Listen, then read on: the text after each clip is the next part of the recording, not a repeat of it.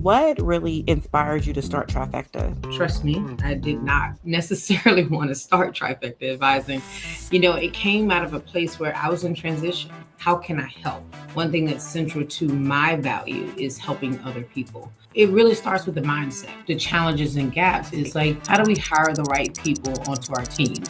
How do we have systems that actually work? I start off with a plan. I have my roadmap, I have my blueprint. Doesn't mean I'm always going to follow it, but it gives me comfort. When an overwhelmed nonprofit comes to you, what's like one of the first things you look at? Let's do some foundational stuff. Let's get some money and let's get infrastructure. And then when they're sitting back saying, wow, we did that? Yes, you did. I think people are often intimidated by evaluation because they assume that is something is going to show up that is bad. Evaluation is about equipping you to make data-based decisions. One buzzword that you wish would go away forever. Scarcity.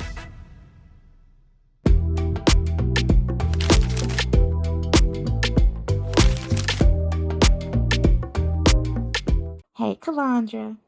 Hey, Tashana. Oh, welcome to the podcast. I'm so excited to have you, and I've been waiting for this conversation. Calondra has quickly become a really good friend of mine beyond just being a client. I had to force her into friendship. Screaming. But it's easy. She's somebody that I deeply admire and have a whole lot of respect for. And she's just everything. So Calondra, tell the people who you are and what you do. Well, hello, people. I'm Calondra Tibbs. I'm currently the CEO and founder of Trifecta Advising. We support nonprofit organizations with everything from strategy to developing meaningful programs and helping them show their impact. I've been in business and almost with Tashana just as long since 2020, right during the pandemic. So just really excited to get into this conversation and talk a little bit more about you with you. Yeah. So you are such a person that just knows so much and stretches so far and wide in terms of their knowledge in the nonprofit space, in the public health space, in the ops space, your ops guru. What really inspired you to start Trifecta? Well, I spent all of my career, working for another business. And trust me, I did not necessarily want to start Trifecta Advising. It came out of a place where I was in transition. And in that transition, I was thinking, what's my next move? How can I help? One thing that's central to my value is helping other people. And having worked for governmental agencies and nonprofits, there were things that I noticed that when I'm administering programs or I'm running teams that, really could hold back, from being, the most amazing team ever, right? Or creating the best product. So, after, really doing my research and really thinking through what were the challenges and obstacles that I faced when I was a leader in the nonprofit and in nonprofits, or I was a leader in governmental agencies, what were my challenges and what were the solutions to address them. And so really I focused on, I can be of help to these organizations because I've been there. And so that's what really had me identify the three areas, hence Trifecta Advising, the three areas where I felt that I could bring my expertise, my knowledge, my skills, my experience to nonprofits and other organizations. We work with others as well, but bring that experience so that they can have just as effective programs that I had when I was managing them. That is amazing, Calondra. Like the one thing that you said that stood out is like you literally were creating a solution that you would have wanted when you were in the nonprofit space. So what are the gaps that you're seeing in the nonprofit space that make you say something has got to change here? We got to do something about this. Well, I mean, I think that, it really starts with the mindset, right? The perceptions that nonprofits means no money or no resources, or you have to stretch everybody so thin because, there's limited, but that's not true. There are millions of nonprofits in the United States, and most of them are operating on budgets less than $1 million, right? So you have the larger nonprofits that have millions and billions, and then you have the smaller organizations that are doing incredible work, but may or may not be doing that as efficiently or as effectively as they could be. So, and then when I think about, what are the challenges and gaps, is like, how do we stay compliant? Just that basic operational stuff, the things that you do day to day. How do we hire the right people onto our teams? How do we have systems that actually work and talk to each other to create less duplicative work or duplicative data entry, or paper-based systems? That was a scary one I had when I was at the nonprofit. So really helping them get the operations. When you have a strong foundation as an organization, it makes everything else much easier to work with. And then when I think about the other areas, thinking about, most nonprofits get donations. They're getting Mhm. revenue from external. So they're not generating, many of them are not generating their own revenue. And so how do you make your work relevant to the donor? How do you get them to want to contribute, to make your cause their cause? And so you do that by building programs that work and being able to show that they work. We're moving into a time where, you can't just say, oh, yes, this is good to do work, right? Our donors now want to see, where's the proof, right? How many people have you served? What change was made? How have these people benefited from, your support? So building out programs that actually are based on what we know works, and then evaluating those programs really helps to, wrap it up in a beautiful little bow and say to our funders, this is why this work is Mhm. so important. I love that. I love that. And what I heard you say is operational gaps is something in the scarcity of, oh, we have a shoestring budget and we have only however many 10 team members or less, and we can't do it all, or we have to work everybody to the grave in order to get things done. And one of the things, having worked with you for quite some time and being on teams with you as well, I think that one of the things that is your superpower is the structure and the confidence that you bring into the nonprofit space. And I often wonder, and I don't know if I've ever asked you, has your work, always been rooted in such structure, and or has it evolved over time? Well, I think I'm a natural planner.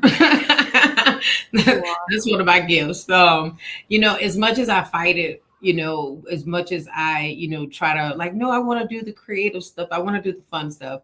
At the heart of everything, I'm always going to have a plan, right? Right, And creating a plan is like my blueprint. And I tell, my clients and others that I work with, I said, I always create a plan. I start off with a plan. I have my roadmap. I have my blueprint. Doesn't mean I'm always going to follow it, but it gives right, me comfort right, probably that I'm going to have it. But it also helps me identify where are the challenges, right? So if right. I have this nice plan that this is how we're supposed to execute on this program or activity or service, and then realize there's a bottleneck, I'm more equipped to address it than if Mhm, it's a surprise, because I never planned for that. I never even thought about that angle. And so I think that, for me, it is comes more natural. The first thing I want to do is create a spreadsheet, or, organize something in a chart, or, yeah, get an outline of things. So I would say that it's been refined over time. I love that. My skills have grown and how I do it, but I think it's kind But of it's a always been, natural gift. it Look, is there. it's a gift, I don't own it, right? You work with a lot of really passionate nonprofit leaders, but um, as you've mentioned, many of them get stuck in the weeds operationally. That's where you really shine, like Mhm. putting structure around things and um, creating programs that have proof and backing and evaluation and data behind them. Yeah. When an overwhelmed nonprofit comes to you, what's like one of the first things you look at? You just mentioned the spreadsheets and dashboards and all the things. How do you kind of approach that work? I think really I want to know for them, what are they having challenges with, right? Because I can always give you my opinion on how I think should work, but my challenge may not be your challenge, right? I want to know what are your challenges? How is your team working? Are they spending endless nights to, get something done, or are they like going home early because there's not enough to do? How do they engage with each other? What's the environment and what's the culture? Because that will give me a lot of insight into whether or not they're ready for the kind of change and to manage the change that may Mm, be necessary. It may not be, but the change that may be necessary to make their organization or to get their organization to be more effective and efficient in the work they do. I love that. What is a common operational challenge that you see a lot with nonprofits that no one really talks about? Because there's a lot of stuff that you behind the curtain. Yeah, I would say systems. I think that, not every system is for every nonprofit. And if you're not attuned to that, you'll purchase something or buy something and say, oh, this is going to be great. And not knowing that it doesn't talk to this other system. Right. So now you have to do double data entry. And now you have staff over here that don't know what staff in group A doesn't know what staff in group B is doing. And there's no bridge to communicate that. And so I think that checking in on whether or not what you're using works. Just because we've always used it doesn't mean that we need to continue to use it. And I think that, again, that's a part of that change, because changing a system means new training, means new investments. It does mean a lot, right? And so it does take strong leadership to navigate teams through those changes, so that, and helping them understand what's going to be the benefit. When people know that, oh, you mean to tell me that I'm going to save an hour of my day Mhm. every day Every day? by changing this system? Yeah. Trust me, they'll get on Y'all board. get it together fast. They'll get on board much sooner. I'll just give you like this one quick example. I was when I was at a nonprofit as a chief operating officer, we had, doing payroll, something normal. Everybody does payroll. And I was new to the organization, so I didn't know how they did it. So, and then I get brought a stack of papers like this of payroll. And, not knowing what do you do with this? And then it's like, oh, you got to sign manually timesheets for each individual staff member. And then somebody takes those timesheets and then manually enters them into an Excel spreadsheet that then goes over to accounting, where they process payroll. And so, of course, that didn't last long, but and it was, it What was year was this, Jesus? Now? it wasn't that long ago. But that's the thing. We've been, we're a nonprofit. We can't spend that kind of money. But the solution actually saved the organization money, because you don't have My staff time goodness. spent in such manual tasks. It's a click of the button now. And when I tell you, the staff grasped it so quickly, because there's like, oh, I love this. If I need to make a change, I don't need to go handwrite, sign, initial, and do all of that just to get this process done. So I would say, systems, Right? making sure you have the systems to fit your organization, not because organization B has that system, but because this is what you need to make your organization run. I love that. And we're talking about systems and stakeholder buy-in. So you need team members to kind of buy into whatever system is, new systems coming into play. Mhm. How do you work with organizations to implement new systems um, that still feels empowering to their teams and non-restrictive? Because you kind of alluded to that. Yeah, I think you start with the team, right? I would never go into an organization and say, do this, change this. The first thing I want to do is talk to everybody. Mhm, Okay, how is this impacting you? What would you love if you could have anything in the world? What would you like to see here or in mhm, place of this, system?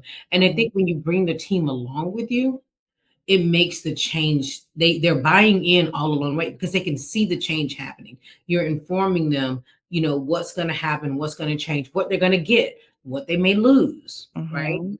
Because that loss piece is very important as well. So if you're walking them through that whole process with you, by the time you get to implementation, it's a breeze. It's more so, I'm going to train you so you know how to use this actual system, not that we have a new system, but that how to use what we've developed together, making sure they have Absolutely. input on each aspects of the project.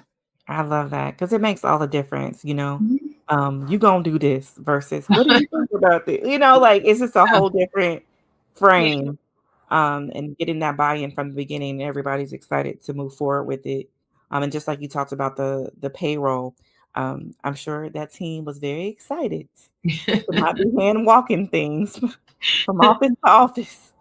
Um, you have the best stories, and I would love to hear a client story from you of like a client that you've experienced that had a major shift after working with you.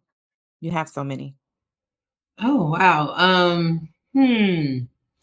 Well, what I would say is, we'll use one example. So I was working with a nonprofit organization, and they are in transition. Leadership, is trying to step back, bring in new leadership. Really trying to expand where their revenue was coming from, how they got revenue, all those different things. So like everything is changing, right? And it was an exciting time because there was new opportunities presenting themselves to the organization. But one of the things they identified, before we started working together, was, what, we're stepping into spaces we've never been before, and so we want expertise from someone who has been in these spaces. And so, I had worked on federal grants. I've done federal contracts, state grants. I've done all kinds of cooperative, all the kinds of things that would help to support the work of nonprofits and other organizations. And so, really it was helping them. Let's talk about how the government works, and then helping them to secure a multi-million dollar contract over a couple of years, which they had never had, a contract like that. So, being able to say, we can really support this work that they were good at. Matter of fact, no, they were great at that work, right? But didn't have the financial resources to do that work at the level that they would. So, we started with that, like securing funding, to support the organization.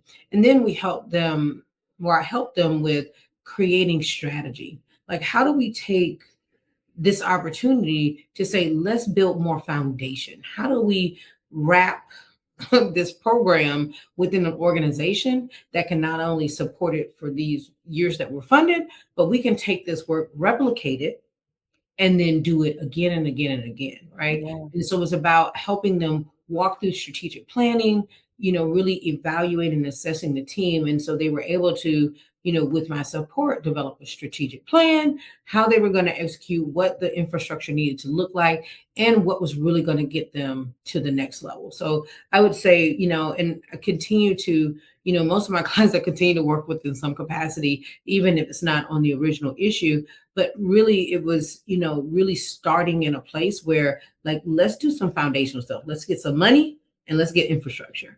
And once we have those, they've continuously been able to secure additional funding.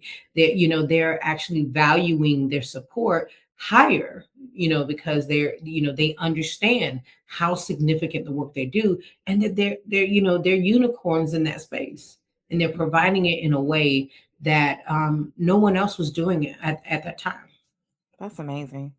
And I know you, and you a lot sweeter than you want to be. And Am I I? know how you're so sweet and just so kind and have such a heart for service. So I can only imagine like how that makes your heart sing to know that you've been a part of such important work and like the work that you do in a nonprofit space. This is hard work. Mhm. Like you're putting structure around something that is in most cases incredibly heart driven. And that's because you, in my opinion, are incredibly heart driven. So I can Thank just you. I just know, like, the impact. I just want people to understand the impact that you make on these nonprofits is, like, second to none. It But really is. As an advisor, as, someone who can keep their cool even when the whole world is falling apart. I mean, just strong, and nonprofits need a partner like that, especially with, the ever-changing landscape, like right now, in the world of nonprofit. There's a lot of fear, there's a lot of trepidation about what's going to happen with certain funding and all of that. But you have created such a powerful process that you really help leaders create the systems and have the supporting data that they need to be confident in any space and to right. create really sustainable organizations. Um, can you talk a little bit about your core framework or approach when working with a client, with a new client? Yeah, I spoke to this a little bit. Really, it's about starting with what's going on, what's happening, what's not working right. So whether I'm helping them develop a strategic plan, why do you want one? What's not working that it now is important to you. Mhm. Really understanding that organization, and then building with them a plan. So I obviously have different certifications, trainings, and all of that, and I leverage those. I don't enter the space and I'm the expert. They're the expert on their organization, right? They're the ones that knows what's working. So really it's a discovery process, right? We Right. have to identify where the kinks are in this, where the solutions are. If it's a program, what's not working about it? Is it enrollment that's low? If it's not enrollment, what is it? You're not getting client feedback, people are not coming for return visits. What is it that's happening in that program? And then developing a solution. And this isn't just I develop it, here you go, but it's like code creation and development. I am sitting with you and saying, this is what I'm thinking. This has been my experience. This is, what we're bringing, or this is what the research says, or this is what, Yep. other programs are doing. So bringing that into a conversation that they have input in. Yep. I think central to my work is not to be to push my how I would do it on folks, Right. but it's more so to help you realize for yourself, how you want things done, what you want things to look like, how you want things to work. And then the last part I think that is key is the implementation. We get, how many plans have you seen, whether you developed them or somebody else's developed, how many have you seen that have thicker dust on them than Yes. Sitting like, on the shelf. who's when the last time y'all Pretty done plan. Pretty plan. is not possible, right? So it's like I'm the driver of that implementation. It's, you said you wanted to do X. Let me help you get there. Let me Right. help you take the first couple of steps. And then that way it becomes routine. And now you're no longer, submitting paper time sheets, and now Right. you're not like, let me help you execute that. And that's the last step of the process that oftentimes gets missed. We have beautiful plans, and it's not that programs or nonprofits aren't planning, they're not doing, but when you get to that implementation phase, if nobody's going to pick up that ball, and again, I talked earlier about smaller teams, Yep. limited resources, so somebody needs to pick up the ball and actually bring it over the finish line. So and that's what we try to do. Everything, in everything I do and how I try to work with my clients is collaborative. Of Right. course, you have some clients that are just like, okay, go off and do great work. But most of the times, I find that leaders who want to engage Mhm. really get much more benefit out of Oh, the support absolutely. we provide. Yeah, Absolutely. Because I think that's what makes you such a powerful, partner is that, it is collaborative and you are coming in with this, long, long resume, you check her receipts of expertise and experience that you're able to bring to the table and say, okay, let me bring my expertise and co-collaborate with you. And, yeah, what can we really develop? And I think that something that's really special about your gifting is, yes, the implementation, but also how are we evaluating how successful this program yeah, was, how yeah, successful, and in collecting the data and having um leaders be more confident because they know, like, I'm not telling you a number that I kind of made out of my head, or I'm not telling you a number that I just don't really know. And I'm insecure because I automatically think it's bad because I didn't measure effectively. I think that's really, I know that's really at the heart of your superpowers. Yeah. And one of the things I want to talk to you about is how you balance the heart of nonprofits, which can be sometimes overly woo woo woo, with the structure and clarity and vision and power that you really exemplify in the marketplace. I think that is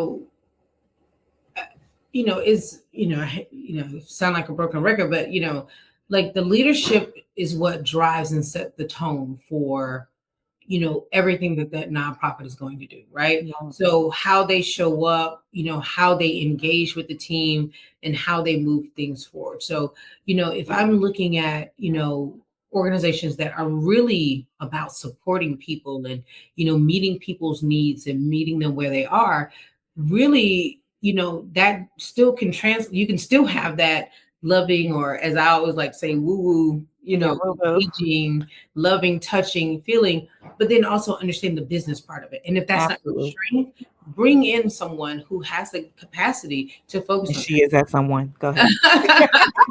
But I mean, it's Yeah. like and we all don't have every skill needed, right, in an organization. And so once you tap into your, I read once, your zone of genius, Yes. right? Once you tap into that, and then allow people's excellence to rise next to you, right? And so you're all, we said, lifting one boat together, because then that way I'm leveraging, team member A's talent with creativity, right? Rather than me trying to come up with a slogan for a new campaign, that's their thing. Yep. Let them do that, right? Yep. They're going to be more happy, more excited to do the work. They're Yep.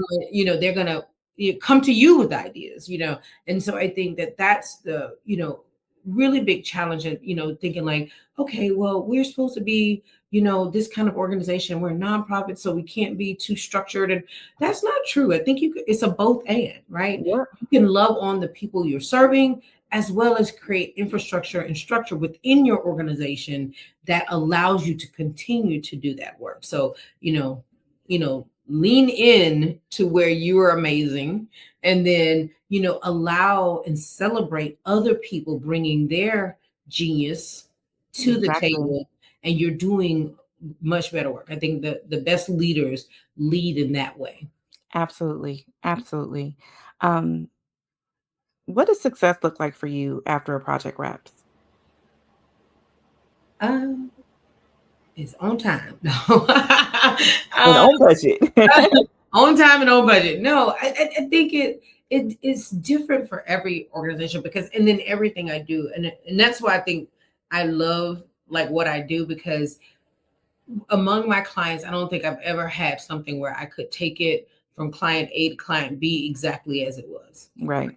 Everything is always different, which excites me, right? Because I say I'm not a creative, but Yeah. I like creating stuff, but not, I can't draw or anything like that, but I like creating stuff, Yeah.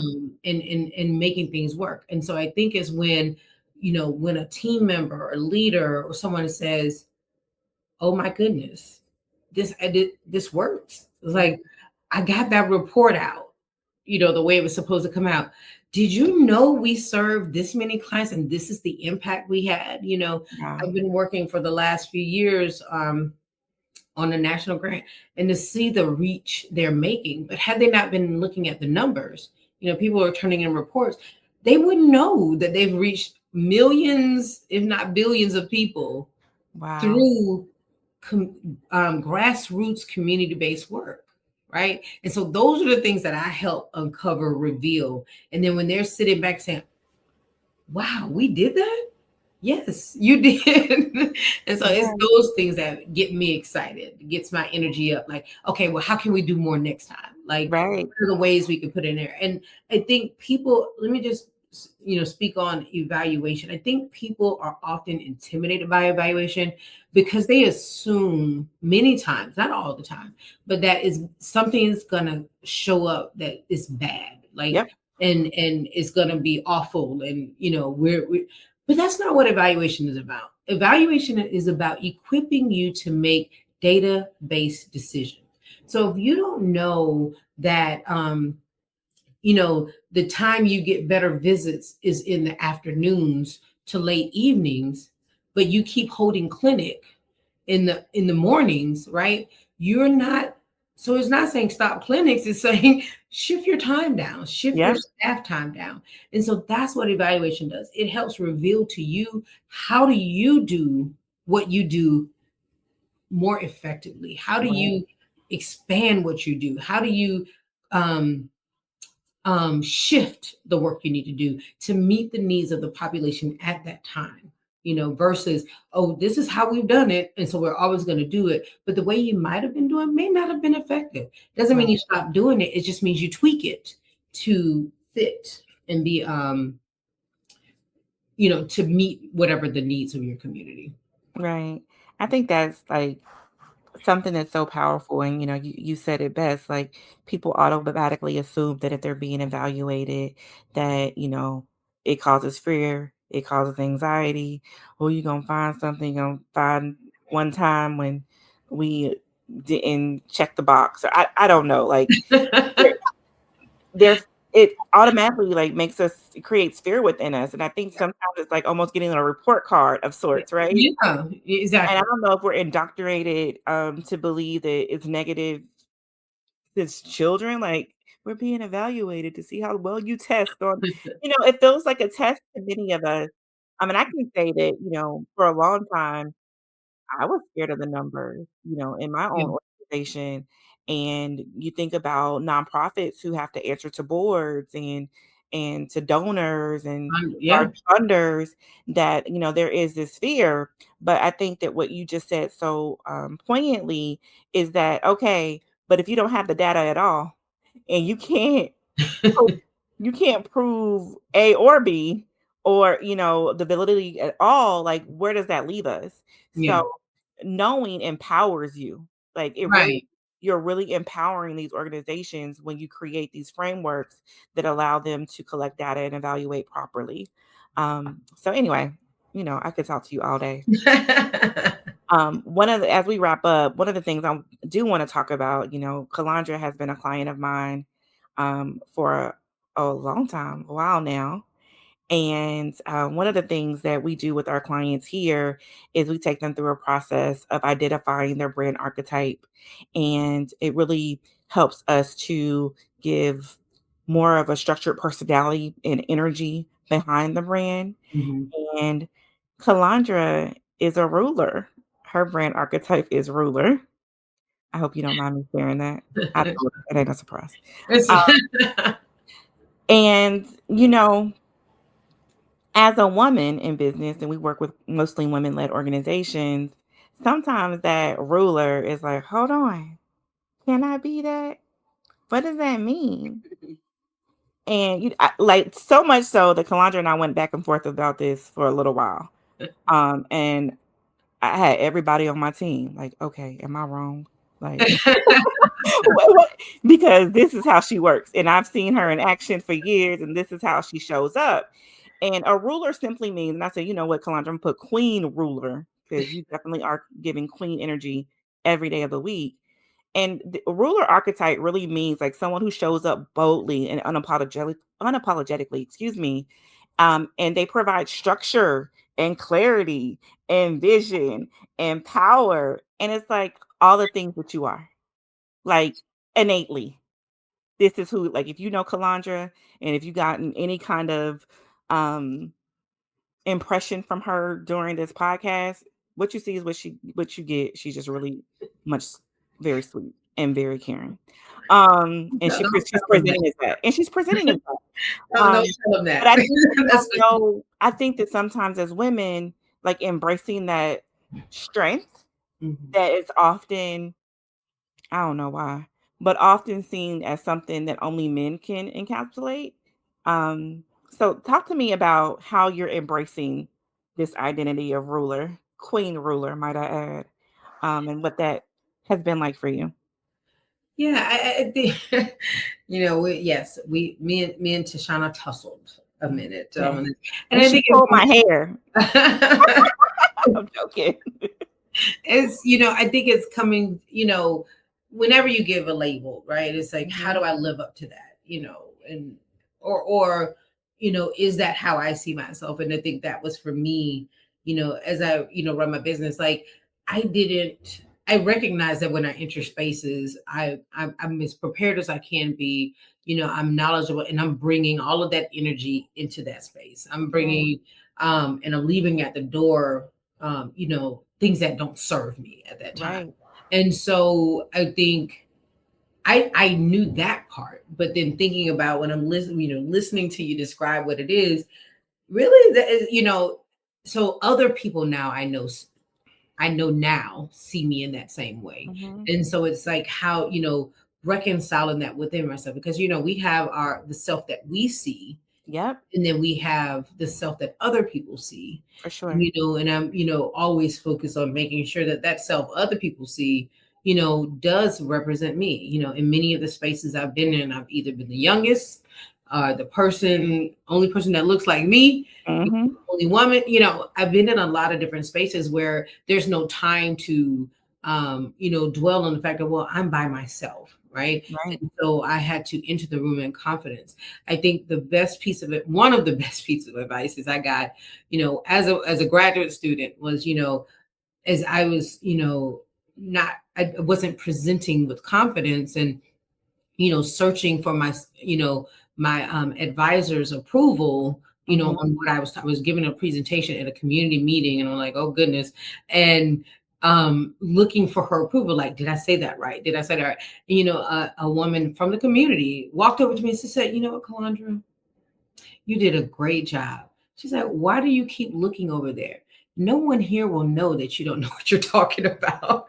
So, have confidence that what you're presenting, you've done your work on it. You know your stuff, right? And then walk into that, own that space. That's your space, that's your time. No one can take that away from you. So own it, grab a hold to it, and Hmm. run with it. And I think that I've just kind of always operated in that space and wanted to make sure that, you know what? Yeah, I'm going to do my research. I'm going to know as much as I can. And Tashana will tell you, she'll present something to me, and I'm like, okay, I'll think about it, because I'm doing my research. Yep. I'm learning how other people do it. How does that show up for me? And then I'm coming to the conversation more confident and knowledgeable. And so at that point, once you know what you know, Yeah. how can you not be confident? How can you not be open to Right. hearing more, to learning more? So yeah. Yeah. I love that. I mean, because I think that there's often a struggle with um presenting as confident and not getting the label of being unapproachable, or especially we would not be having this conversation if you were a man. Let's just be clear. Like with this particular archetype, Hmm. you know, they sit in it, they roll in it, they don't even need to be in it. You know, like, but they'll beat their chest and say, "This is who I am," Hmm. and that's one of the unique things about branding and marketing for women. But when I tell you, this woman right here, when she is working on a project and the space that she commands, and it's not rude, it's not nasty. I think sometimes people think too, like a ruler has to be rude or nasty or, something negative. And it's Hmm. no, rulers are providing structure. Yeah. They are implementing law at times, so when I tell you the structure that she presents and the calm and the confidence that and being somebody that everybody can go to Hmm. and have a safe place to land. Your ruler provides so much safety for people. I'm getting emotional. I know you don't like that. Don't do that. But But like I want you to know that that's what it does for people. yeah. Like it really does like, oh, Calandra done thought this through. She got it. Let me go ask her. Like, Well, but you know what I will say, and thinking, and I think another reason why I struggle with that is because I'm not the chest beating type. nope. I am the type that, my presence is felt because I'm contributing, I'm trying to expand, I'm trying to grow, I'm trying to if affect change, right? Right. Versus talking about doing that. So many times I'm quiet, in Yep. conversations, right? Because that as a leader and leading my own organization as well as leading others, you got to step back a little bit. It's not always about you as a leader, it's about listening and engaging. And I think I'm able to bring a lot of that structure because I actually listen about what you want, not Right. about, oh, well, this is, I want my name to be on billboards. No, really, truth be told, I love being in the background and, being the orchestrator of things amazing, right? Absolutely. Because then I can see the product of that rather than just saying I'm amazing, right? What you're seeing before you and, working with my clients, what they're going to say is like, yeah, That's the she proof. did There's more proof than in what the she said pudding. she was going to do. And then it came out this way because I'm not going to, spend a lot of time like, yes, this is going to be, no, I'm going to demonstrate it. And I think that, is something to be said about a ruler is not always, loud or boisterous or, all None those of the things. good ones are. None of the good It's, ones are. it's sometimes that quiet one that Mhm. thinks through things, that mulls over things that, and they have time to sit with it and then come up with solutions that truly drive change, Absolutely. truly are going to make an impact. Well, you are making an impact, Thank you. and it comes through every single day um, that you work and that you put your all into your work. So, before we get off, we're wrapping up. I wanna have a little fun with you. Oh, Allow goodness. it. So, we're gonna play a little lightning round. Uh-oh. Okay. It's gonna be quick. 3 questions. Okay. 4. Um, Morning person or night owl? Ooh, both. I'm a I get up super early, so And I'll she say stays up all night. that's why I said both. I know. Okay, one buzzword that you wish would go away forever, A buzz. Now I'm not or a word that is used over and over again in nonprofit space that you get sick of. scarcity. It's couple it with mindset. Like Okay, this, okay, not enough for everybody. So we don't want to play in the sandbox with other people. I love that. Um, Last question, your go-to coffee order I'm not a big coffee drinker, or tea? but I do love a nice chai latte. Mm, with just the right amount of chai. Mm, Yeah, sounds yummy. hot, not cold. So, are there any books that you would recommend to our audience that you love?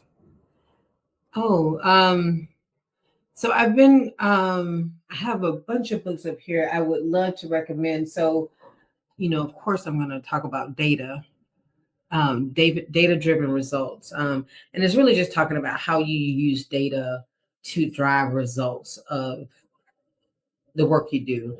Another one I read recently, I'm Not Yelling, which is Oh, talking yeah, about you gave me that being being a black woman working in corporate spaces and perceptions, right? And tackling those. I mean, you name it. I probably have like 50 books around here that that I would definitely recommend. But I think figuring out where for you um, you need support, right? Or that's going to reinforce the things that you need to have about things that you need to know about for yourself. I think that's where I would start. one. Love it, love it, love it. Well, Kalandra, thank you for joining me, Thank for you for having sharing. me. your insight, your wisdom, for teaching us that structure is not the enemy of creativity. It is not. I love things to be beautiful. Oh my gosh, she is such a creative. Like, she has so many superpowers. It's really quite sickening to some. No. My biggest superpower is curiosity. So I love to Oh, know I love that. things. And so my curiousnness makes me do things and learn things and explore things that I probably don't need to be in. But I go there anyways. Yes, she is. She knows a lot of things about a lot of things, and she is not the jack of all trades, master of none. She is the master of many, many things. Thank you. Um, Anywho, to our listeners, if your organization is spinning off the wheels from a nonprofit perspective or organizational perspective, and you need a breath of fresh air Mhm. and a real partner to create some lasting impact, please reach out to Calondra and her team at Trifecta Advising. You can find her at trifectaadvising.com, or you can find her on LinkedIn. Just look up Calondra Tibbs or Trifecta, and I know that she will be a blessing to your organization. And yeah, I'm just so excited. Until next time, stay connected, stay rooted, and stay in a relationship. Bye. Bye.